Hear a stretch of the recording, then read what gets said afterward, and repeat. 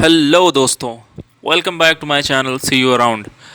In today's video we're gonna talk about दरगाह हज़रत निज़ामुद्दीन. अभी हम जहाँ पे खड़े हुए हैं ये एरिया है हज़रत निज़ामुद्दीन का, और मज़ार जो है यानी दरगाह वो जस्ट मेरे पीछे सिचुएटेड है.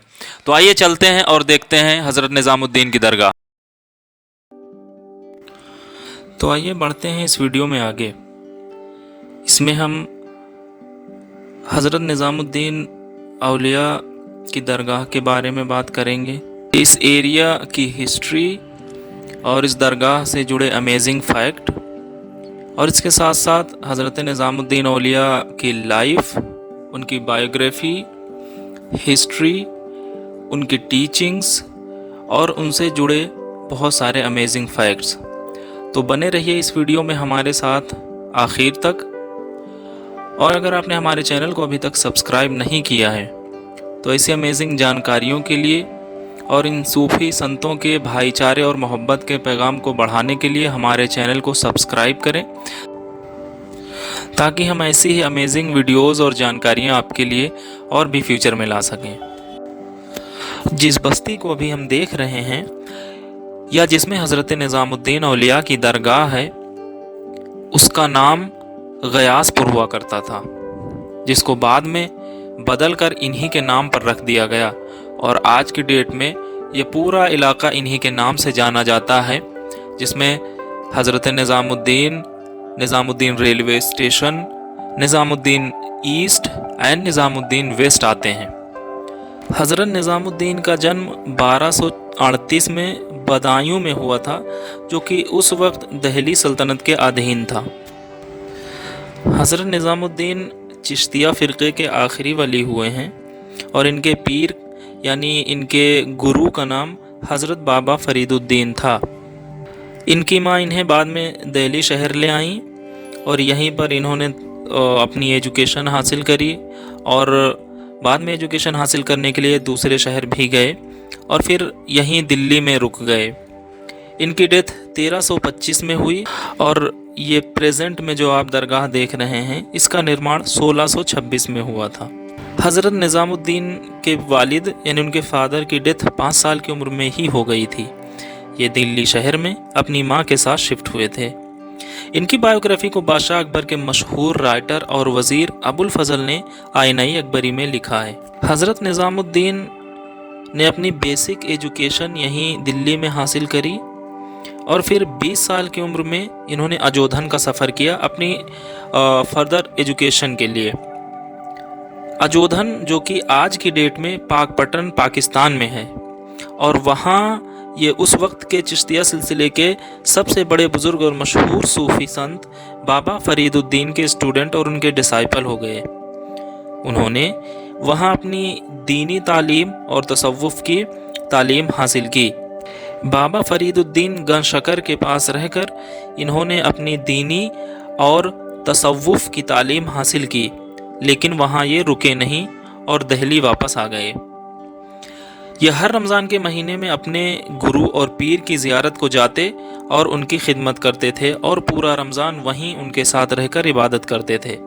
हज़रत निज़ामुद्दीन औलिया तीसरी बार जब हज़रत बाबा फ़रीदुद्दीन गंशकर से मिलने और उनकी विज़िट को गए, तो इन्होंने अपनी गद्दी इनको सौंप दी, जिसको उर्दू में खिलाफत कहते हैं.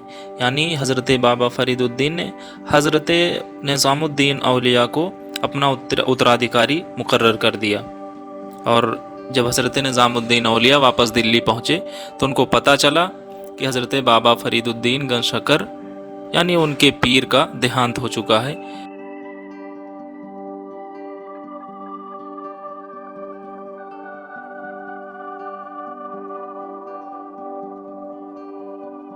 और यूँ दिल्ली में रहकर हज़रत निज़ामुद्दीन औलिया ने तसव्वुफ़ की तालीम को लोगों में आम करना शुरू कर दिया, और लोगों को ज़िंदगी जीने का सही रास्ता और सही तरीक़ा बताने लगे. हज़रत निज़ामुद्दीन रहमतुल्लाह अलैह का कैरेक्टर और उनका किरदार बहुत ही पाकीज़ा और साफ़ सुथरा था. इन्होंने अपना कैरेक्टर एन इस्लामी और सूफ़ी टीचिंग्स के अकॉर्डिंग बिल्ड किया, जिसका सही माना सिर्फ अमन और शांति है. हज़रत निज़ामुद्दीन ने اپنے گروؤں اور پیروں اور باقی صوفی سنتوں کی ہی طرح امن، پیار، بھائی چارے اور محبت کو ہی خدا کی اپروچ کا صحیح راستہ بتایا۔ ان کے نزدیک انسانیت سے محبت کرنا ہی خدا سے محبت کرنے کا سچا اور سیدھا راستہ ہے۔ ان کے نزدیک انسانیت سے محبت ہی خدا سے سچی محبت ہے۔ He always believed in simple living and high thinking۔ مظلوم انسانوں سے ان کو بے پناہ محبت اور ہمدردی تھی۔ کھانا بہت کم کھاتے تھے اور اکثر روزے سے رہتے تھے تاکہ وہ خدا کی یاد سے غافل نہ ہوں اور مظلوموں اور بھوکوں کے درد کو زیادہ نزدیک سے محسوس کر سکیں۔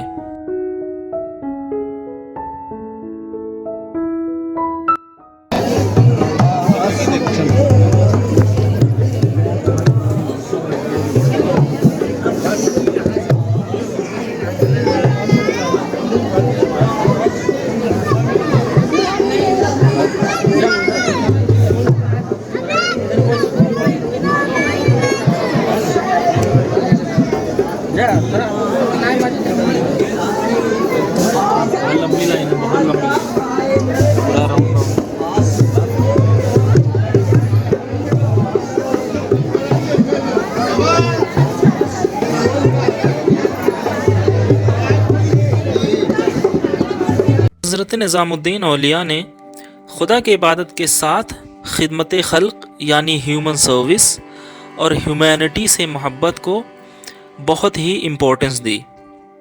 ان کا کچن ہمیشہ کھلا رہتا اور روزانہ ہزاروں غریب لوگ اس میں کھانا کھاتے تھے۔ جمعہ کی نماز کو نکلنے سے پہلے وہ اپنے کمرے اور کچن کو اچھی طریقے سے ویریفائی کرتے تھے، اچھے سے جائزہ لیتے تھے ٹو میک شیور کہ اس میں کچھ بھی بچا ہوا نہ ہو، اور اگر ان کو کچھ مل جاتا، اگر رومز میں کچنز میں کچھ باقی رہ جاتا تو وہ باہر غریبوں کو بانٹ دیتے اور پھر نماز کے لیے تشریف لے جاتے۔ ان کی خانقاہ یا دھرمشالہ میں آنے والے تمام مسافروں اور مہمانوں کی بڑی ہی مہمان نوازی کی جاتی تھی۔ انہوں نے اپنے خادموں کو اور اپنے مریدوں کو یہ خاص حکم دے رکھا تھا کہ کوئی بھی بھوکا، کوئی بھی ضرورت مند ان کے دروازے سے خالی پیٹ اور خالی ہاتھ واپس نہ جائے، اور اسی لیے انہوں نے چیریٹی کو اور غریبوں کی مدد کرنے کو بہت ہی امپورٹنس دی۔ اب آئیے نظر ڈالتے ہیں ان کی ٹیچنگز اور تعلیمات پر، جو کچھ اس طریقے سے ہیں۔ قرآن کی ہمیشہ تلاوت کرو اور خدا اپنے گاڈ پر مکمل یقین رکھو۔ تمام انسانوں کے ساتھ میل محبت سے رہو اور کسی سے بھی مذہبی، برادری اور ذات پات کی وجہ سے بھید بھاؤ نہ کرو۔ ضرورت مندوں کی ہمیشہ مدد کرو، بھوکوں کو کھانا کھلاؤ اور مظلوموں سے ہمدردی رکھو۔ بادشاہوں، شہزادوں اور امیروں کے ساتھ میل جول سے ہمیشہ بچتے رہو۔ غریبوں اور فقیروں سے یا جو پریشان ہیں ان سے ہمیشہ قریبی رشتہ رکھو اور ان کو اپنے دل سے قریب رکھو۔ ہر قسم کے پولیٹیکل اور سوشل انجسٹس کے خلاف ہمیشہ مضبوطی کے ساتھ کھڑے ہو جاؤ، اینڈ میک شیور کہ مظلوموں اور پریشان لوگوں کے ساتھ انجسٹس نہ ہو اور they could be bring to justice.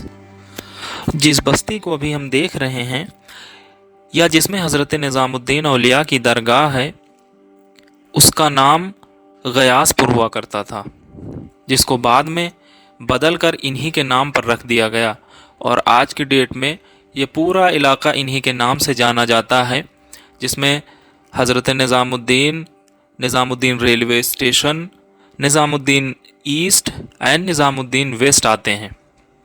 حضرت نظام الدین اولیاء کی درگاہ پر ہمیشہ ہر مہینے ہر سال لوگوں کا تانتا لگا رہتا ہے، اور سال بھر تھرو آؤٹ دا ایئر ہزاروں لاکھوں کی تعداد میں سیلانی اور زیارت مند ان کی زیارت کو آتے ہیں، ان کی قبر پر دعائیں کرتے ہیں اور اپنی مرادیں پاتے ہیں۔